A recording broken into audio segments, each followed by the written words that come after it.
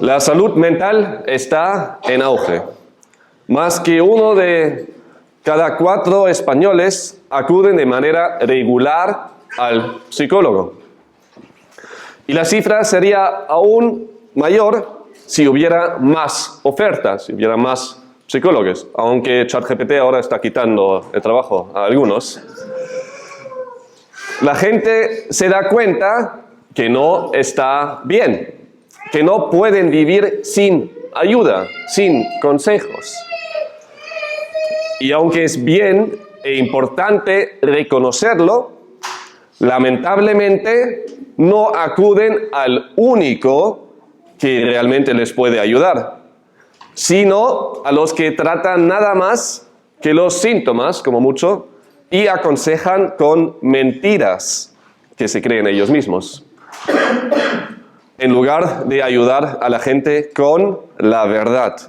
Y una de esas mentiras, con mucho reconocimiento, que aparentemente lleva a la deseada salud mental, es el tal llamado pensamiento positivo. ¿Qué es?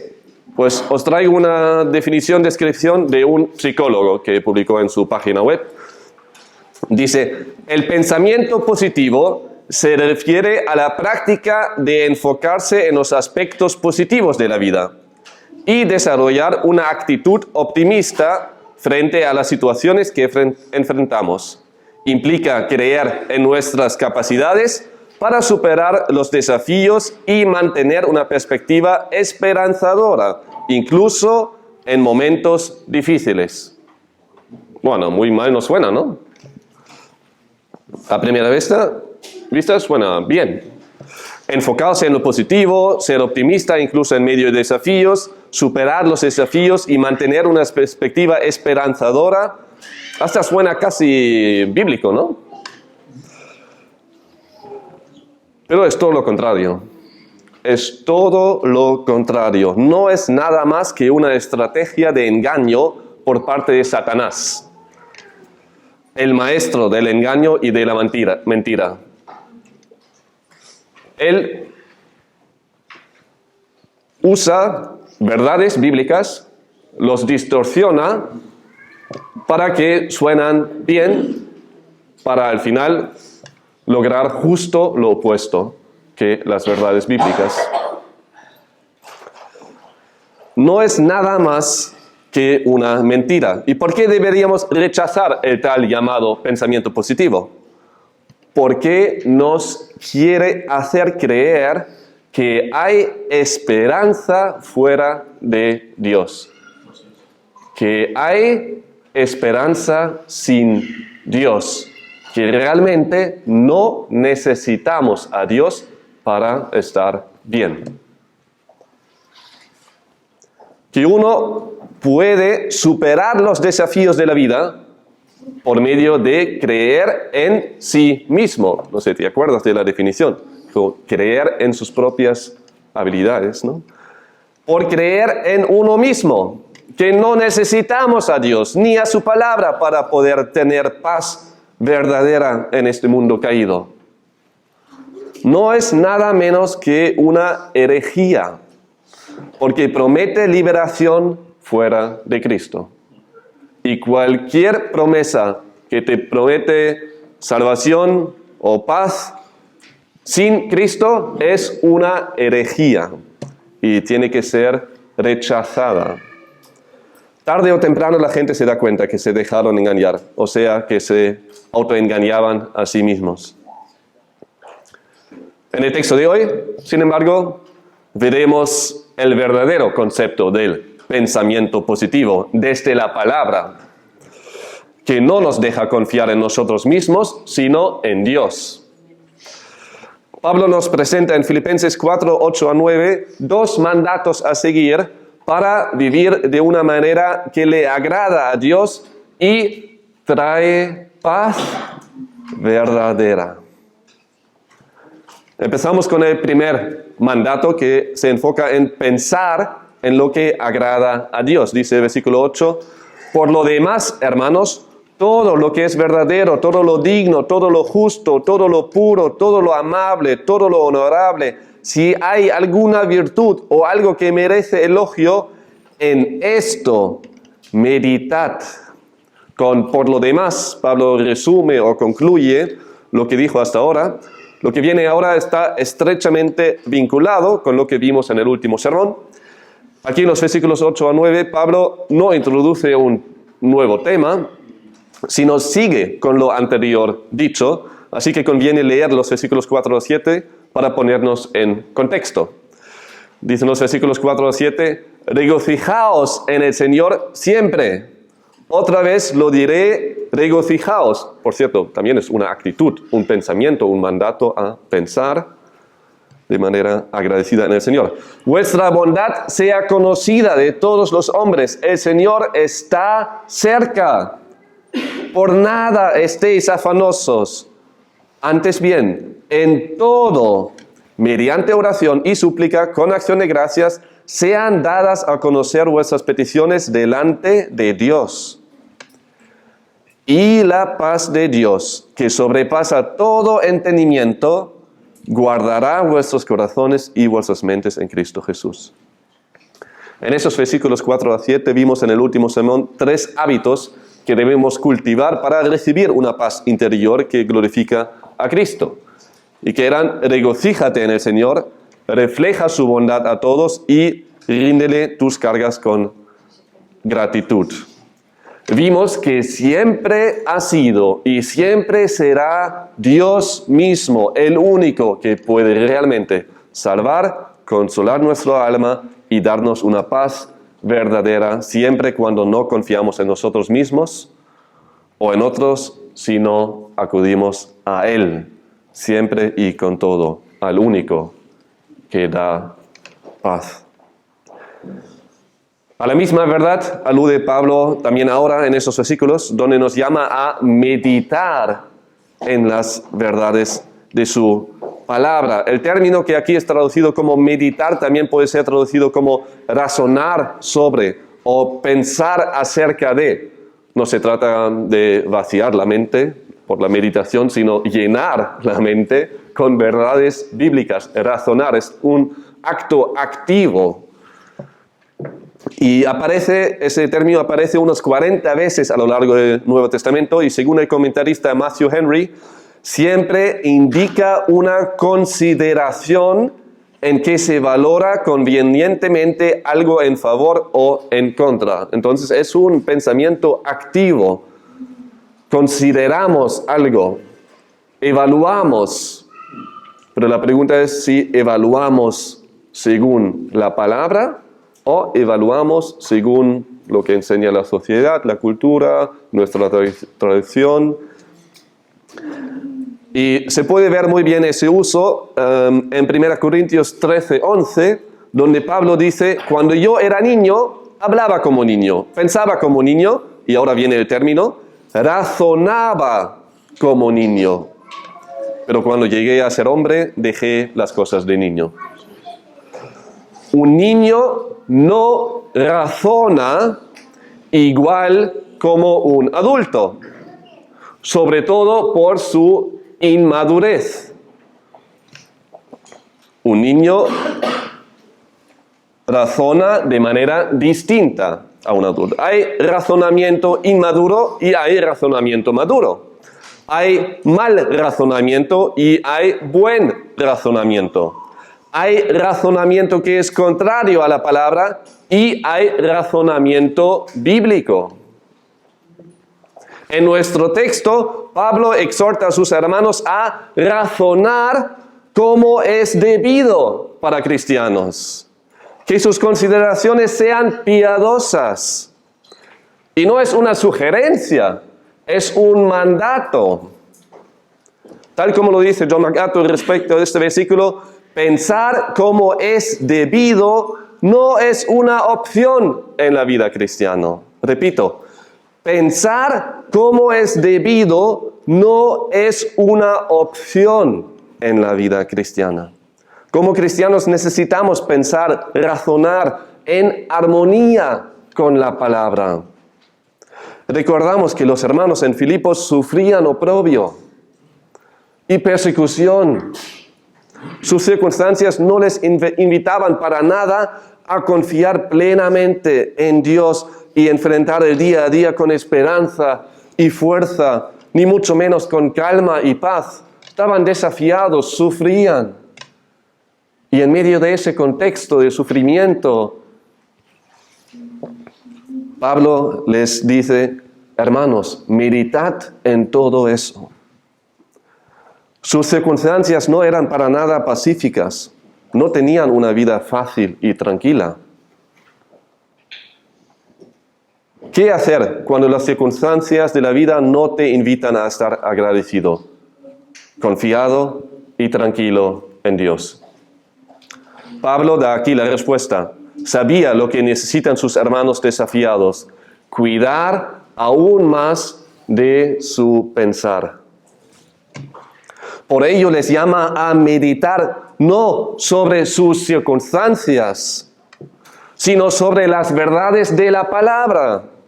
Les llama a ello y les ayuda a hacerlo con darles un listado de 8 virtudes en las que un cristiano debe pensar.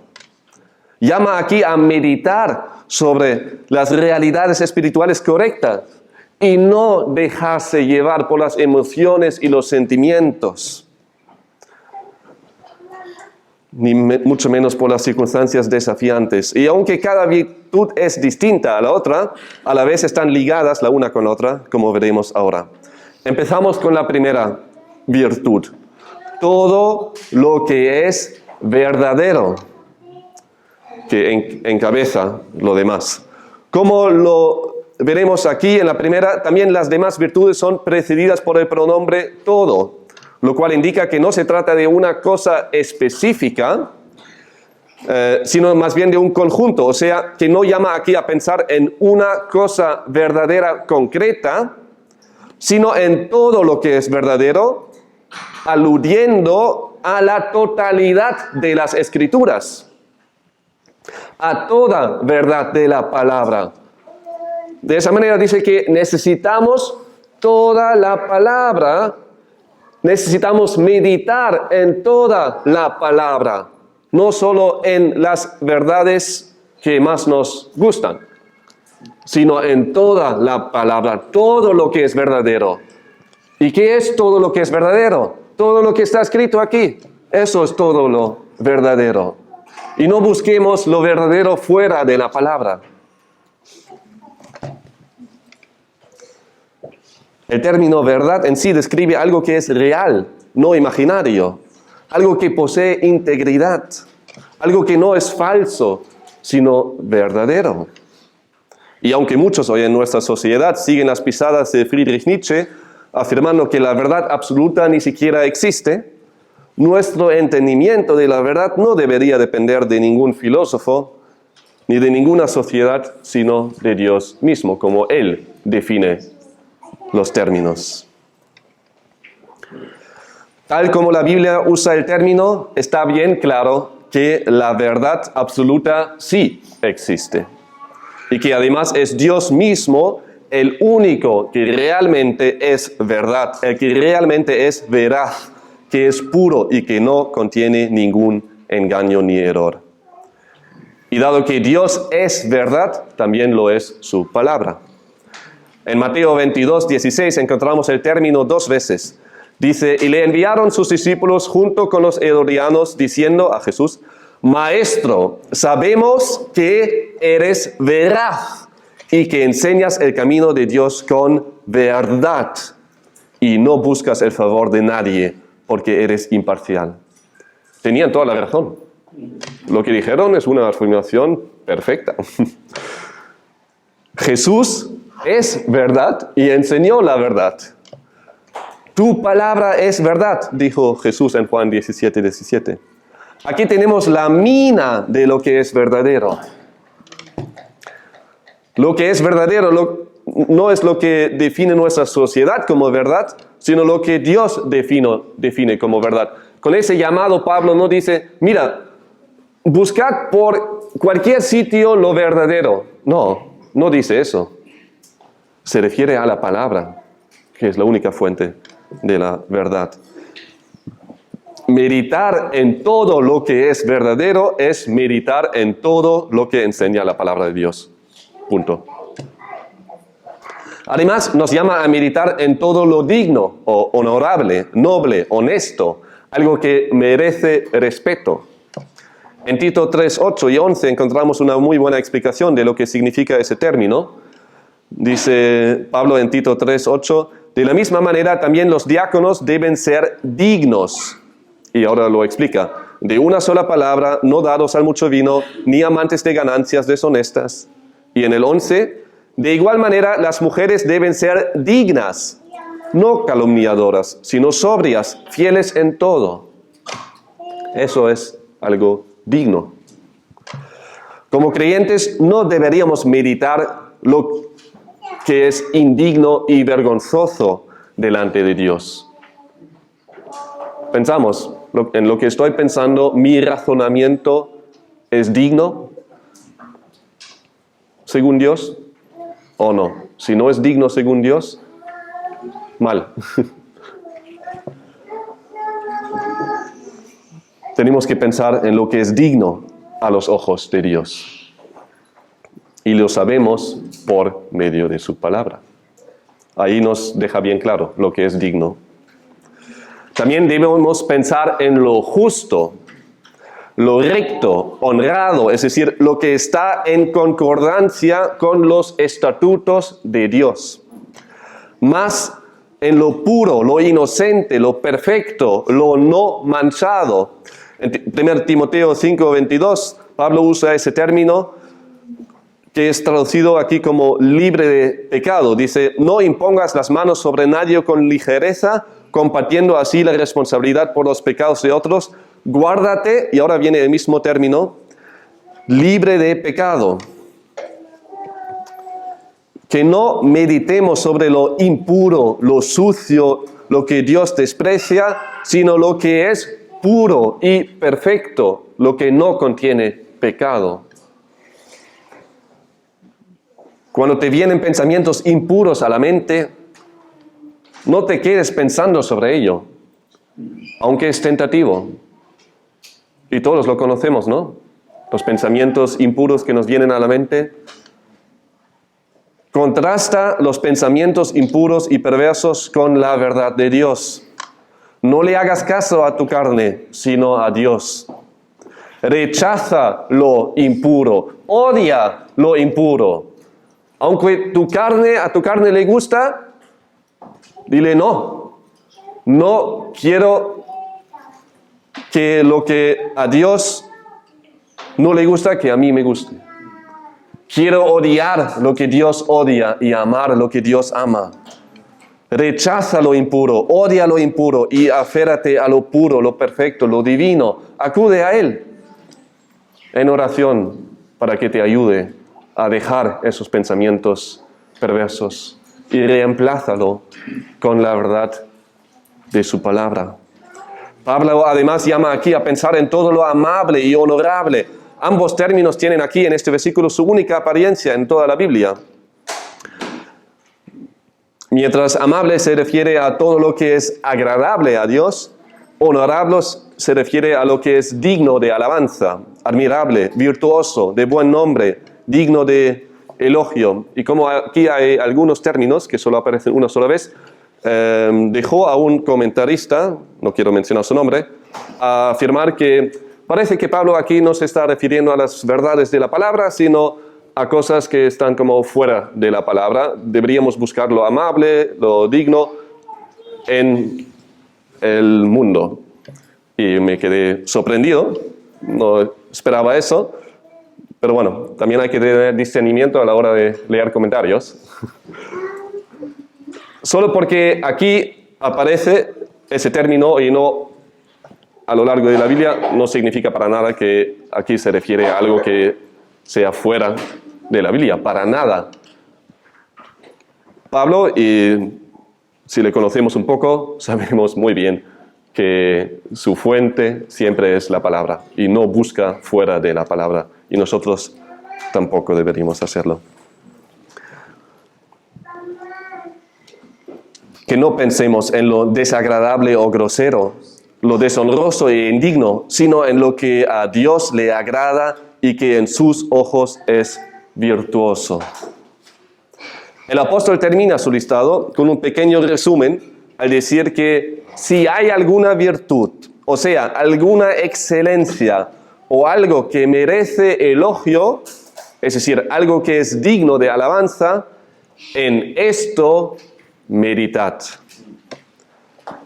En 1 Pedro 2:9 se usa el mismo término para hablar sobre los atributos, las excelencias de Dios. Dice, pero vosotros sois el linaje escogido, el real sacerdocio, nación santa, pueblo adquirido para posesión de Dios, a fin de que anunciéis las virtudes de aquel que os llamó de las tinieblas a su luz admirable.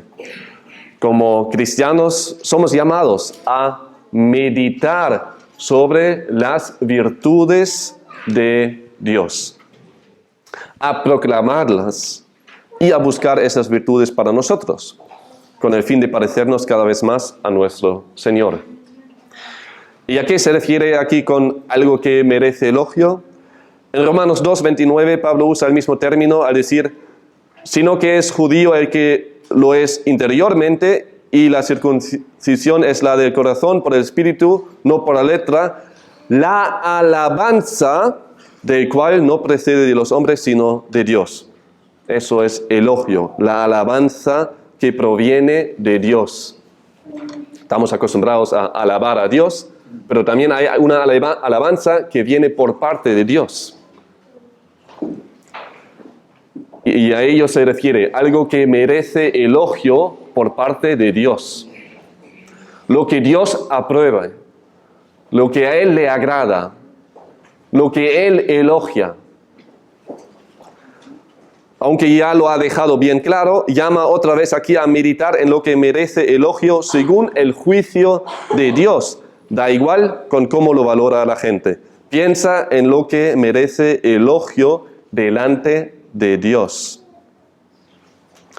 Nuestro pensar tiene que ser moldeado por lo que a Dios le agrada, no a la gente, ni siquiera a nosotros mismos. A nosotros nos pueden agradar cosas o pensamientos que Dios desprecia. Entonces nuestra propia mente, nuestra propia fingida paz que sentimos, a veces puede ser errónea. Lo que no es erróneo es la palabra. Por ello es necesario que nuestra mente esté bien informada para evitar el autoengaño de lo que es bueno y malo. Y que andemos en el Espíritu para poder reemplazar nuestro pensamiento perverso con el mismo pensamiento de Cristo. El domingo pasado Tan mencionó a la hermana Corrie ten Boom, que durante la Segunda Guerra Mundial escondía judíos en su casa. Debido a ello fue capturada y llevada a un campo de concentración. Y ahí sufrió hambre, humillación, miedo y una incertidumbre de si va a sobrevivir el siguiente día. Humanamente hablando, tenía toda la razón para estar afanosa y sin esperanza. Sus circunstancias no la invitaban para nada a estar confiada y tranquila. Lo que les mantenía tanto a Corrie como a su hermana Betsy eran las verdades bíblicas. Se apoyaban en los versículos que se memorizaban. Y uno de los versículos que siempre les acompañaba era 1 Tesalonicenses 5:18. Dad gracias en todo, porque esta es la voluntad de Dios para vosotros en Cristo Jesús. No sé si pensarías tú en ese versículo a la hora de mandarles una carta a unos que están sufriendo en el campo de concentración. Igual no, buscaríamos algo de consolación. Pero ellas se aferraban a ese versículo, tenemos que dar gracias en todo, porque eso es la voluntad de Dios. Así que cada día tuvieron que tomar la decisión consciente de no dejarse llevar por las mentiras de Satanás y su mundo, sino por las verdades de Dios, aunque sus emociones y sentimientos les tiraban para el otro lado. En una ocasión su barraca sufría una plaga de pulgas. Fue algo insoportable.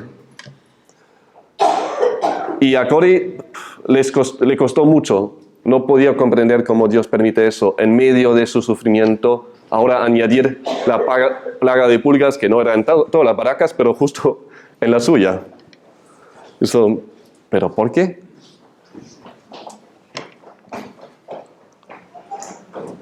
Pero aún así, Betsy, su hermana, insistió en dar las gracias por las pulgas. Algo que parece completamente irrazonable. No fue idea de Cory, sino de su hermana, y dijo, no, hermana, tenemos que dar gracias también por las pulgas. Y aunque costaba, las hermanas decidieron poner la palabra de Dios encima de sus pensamientos y sus percepciones.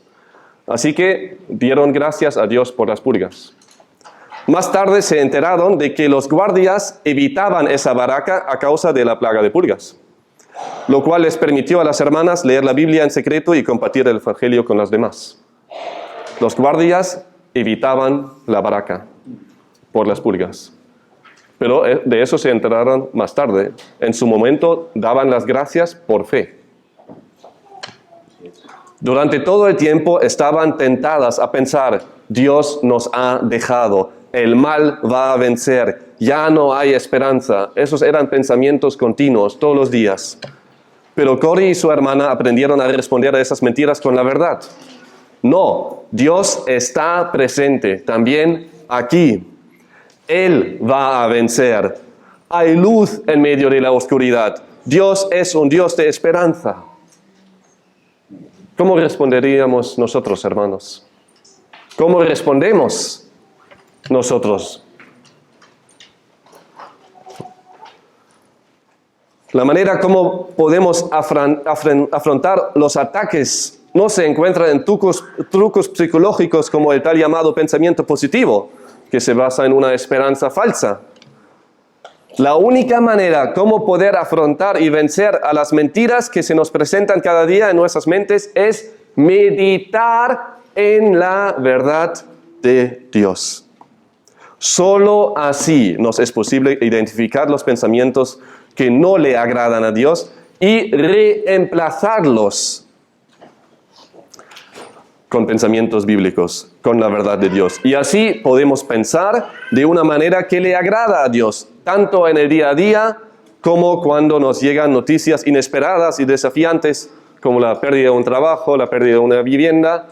Aunque esas cosas puntuales normalmente no nos retan tanto como las situaciones que permanecen, ¿no?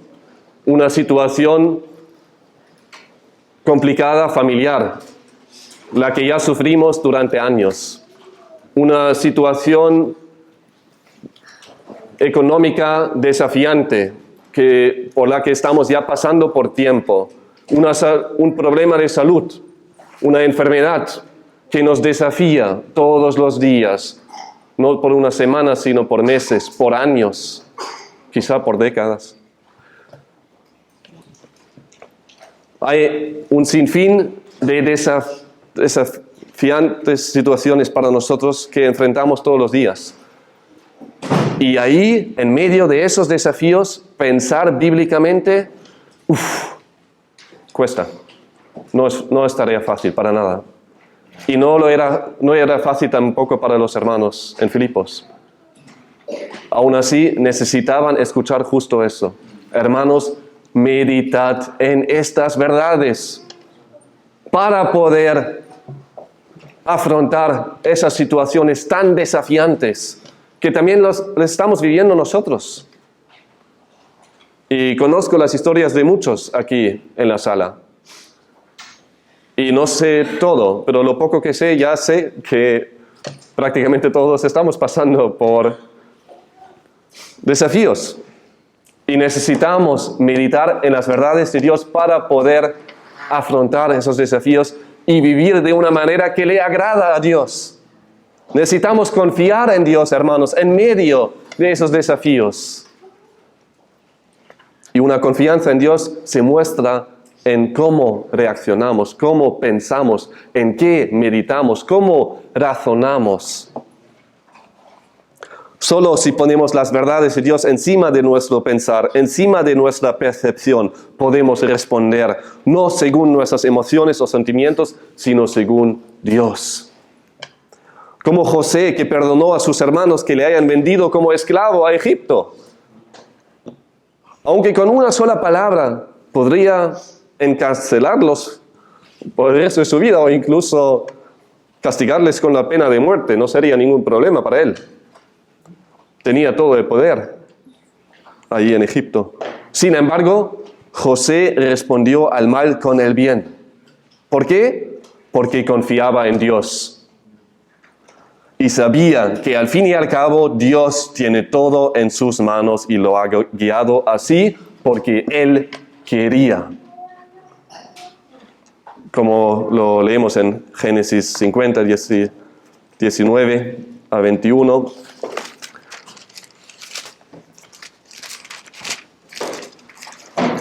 Génesis 50, los versículos 19 a 21. Pero José les dijo, no temáis, ¿acaso estoy yo en lugar de Dios? Vosotros pensasteis hacerme mal, y hicieron mal. Pero Dios lo tornó en bien, para que sucediera como vemos hoy, y se preservará la vida de mucha gente. Ahora pues, no temáis. Yo proveeré para vosotros y para vuestros hijos. Y los consoló y les habló cariñosamente. Fíjate, nada de venganza, nada de jugarse, ponerse como la víctima. No, Él les consoló a los que le hicieron mal. Y José no era Jesús, era un hombre común y corriente, como nosotros, que confiaba en Dios y que ponía las verdades sobre Dios encima de su propia percepción y sus pensamientos. Y así pudo responder así, actuar así. Hermanos, necesitamos pensar según Dios para poder responder según Dios. Algo que veremos a continuación. En el texto de hoy se nos presentan dos mandatos a seguir para vivir de una manera que le agrada a Dios y trae paz verdadera. Vamos a ver el segundo mandato, que es practica lo que le agrada a Dios.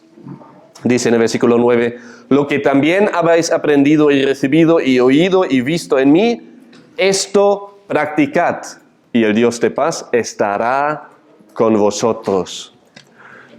Después de haber dejado bien claro cómo debe ser el pensar del cristiano, ahora Pablo habla del andar del cristiano, afirmando de esa manera que una vida santa solo puede ocurrir cuando los pensamientos y las actitudes correctas controlan la carne.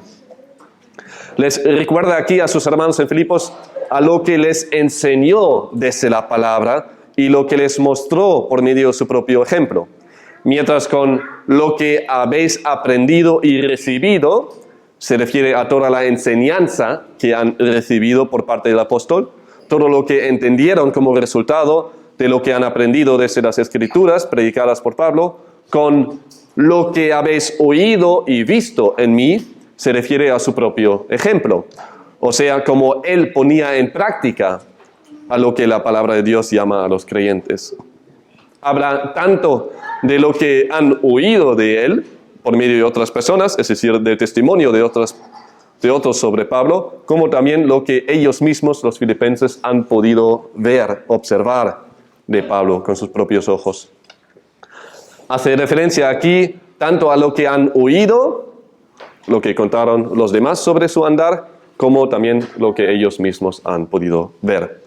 Como la vida de Pablo estaba alienada con lo que la palabra enseña, tenía la libertad de decir que hagan lo que les enseñó desde la palabra y lo que practicó desde la palabra.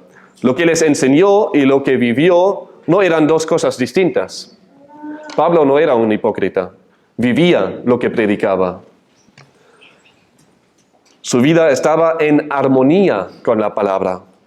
Y aunque sería fácil aquí caer en en una cierta alabanza a Pablo por su andar ejemplar, el texto no trata de ello. Ni siquiera Pablo quería presentarse a sí mismo aquí y elogiarse a sí mismo. No. No es lo que pretende. Lo que le movió a escribir esas líneas fue su corazón pastoral.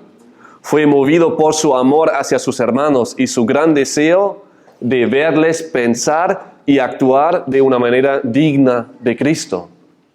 Por eso lo escribió.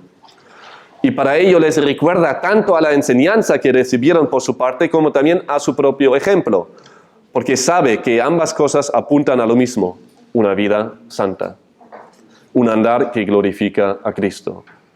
Y Pablo no buscaba otra cosa que glorificarle a Cristo. Y no la primera vez que les llama a seguir su ejemplo. Ya lo hizo en 3:17, donde dijo: hermanos, sed imitadores míos y observad a los que andan según el ejemplo que tenéis en nosotros. Como lo vimos en su momento, les llamó a sus hermanos con ese versículo a imitar, a copiar el ejemplo, tanto de Pablo como de los demás que andan igual que él, por medio de observarles. Les llamó a observar en cómo ellos imitan a Cristo en su andar, porque al fin y al cabo su ejemplo se basa en el propio ejemplo de Cristo. E igual como en 3:17, no solo les llama a mirar, a observar el andar ejemplar de un imitador de Cristo, sino de llevarlo a cabo ellos mismos, ese andar. En 3:17 dijo: sed imitadores, lo que implica que ellos practiquen lo que observan, y aquí dice practicad. En ambos versículos no se queda con, mira, observadles, sino, no, tiene un fin, hacerlo igual. Lo que habéis aprendido y visto. El término practicad alude a una acción repetida y continua. No se refiere a algo puntual, sino a algo que solemos practicar.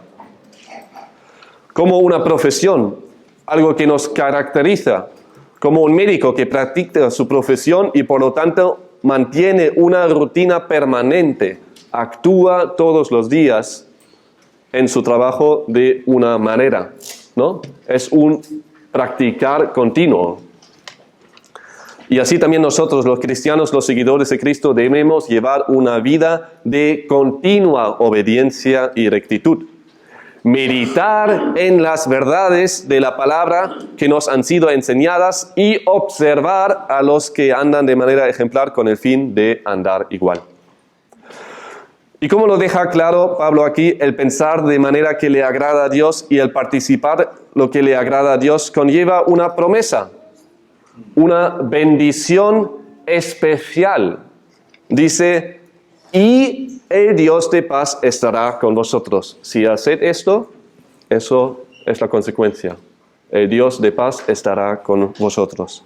Pablo usa a menudo el título de Dios de paz o Dios de toda consolación, lo cual le llevó a un comentarista a decir que para Pablo fue el título favorito de Dios. Aquí lo usa para subrayar que la verdadera paz viene únicamente del único Dios de paz. La paz está ligada a Dios.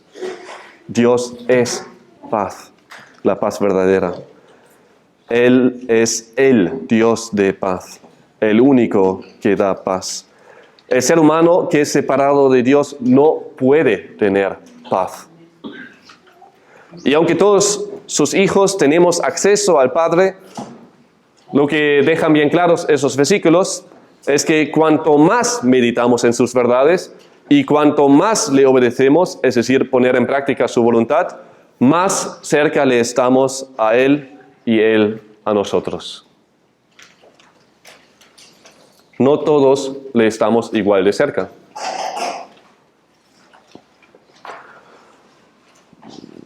A ello Pablo alude aquí con decir estará con vosotros. El término describe una cercanía de presencia. También puede ser traducido como estar en un lugar. Habla de una cercanía presencial de Dios a los que practican lo que dice. Hay una cercanía, una intimidad especial que podemos disfrutar con nuestro Dios. Cuando practicamos las disciplinas espirituales, cuando no nos dejamos llevar por nuestros afanes y nuestro humor, cuando pensamos en lo correcto y hacemos lo correcto independientemente si en ese momento nos agrada o no. Y no es por confiar o creer en nosotros mismos y de ahí sacar un pensamiento positivo, forzado y engañoso, para nada, todo lo contrario. Es una muestra de confianza en el Dios de paz que les está bien cerca a los que confían en Él y andan según su agrado. Algo que requiere disciplina. Es un trabajo arduo, pero que no solo merece la pena, sino que es más bien necesario para la vida cristiana. No es por casualidad que Pablo formula ambos llamados en imperativo, meditad y practicad.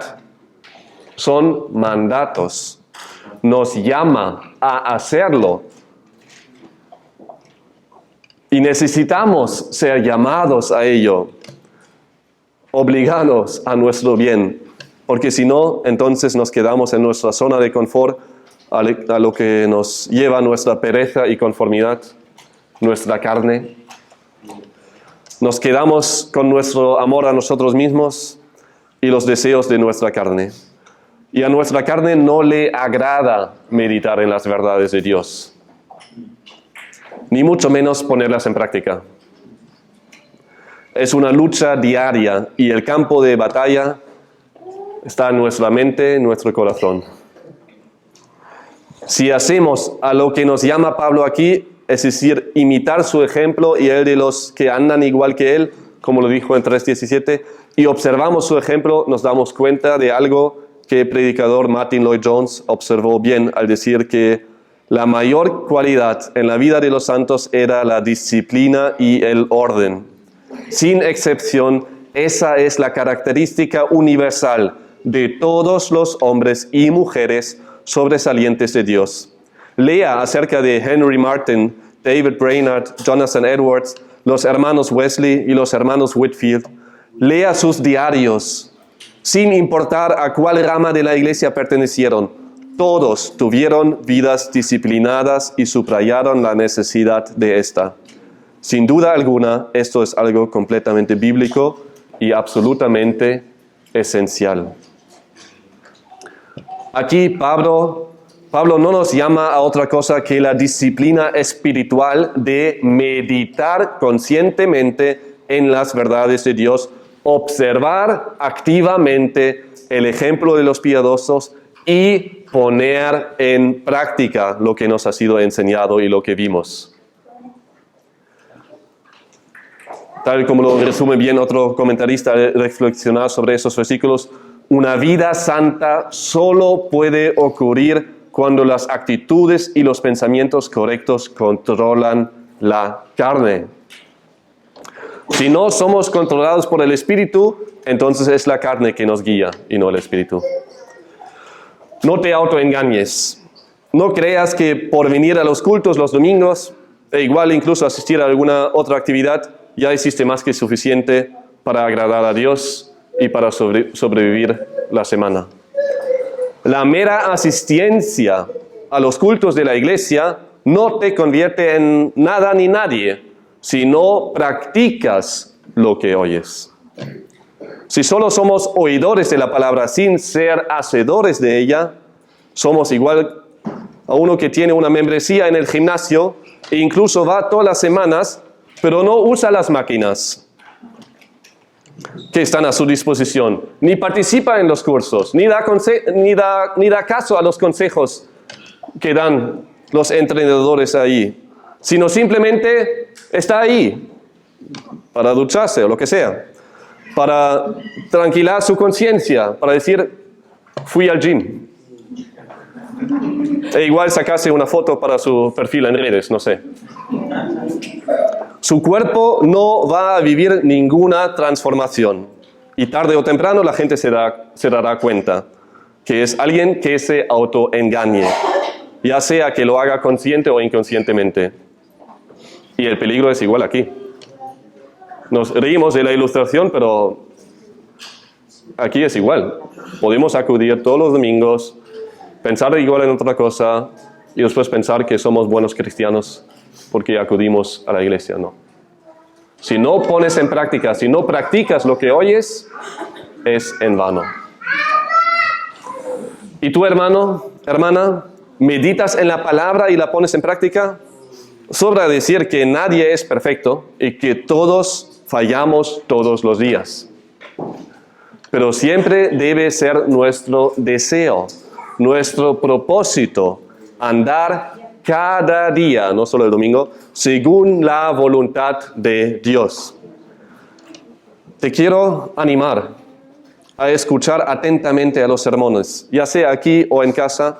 Te quiero animar a meditar en lo que escuchas y lees de la palabra. Te quiero animar a observar a los que andan según le agrada a Dios. Pero te quiero animar aún más a ir un paso más allá, es decir, de ponerlo en práctica, de vivirlo, de hacer visible en tu día a día que Dios es quien manda en tu vida.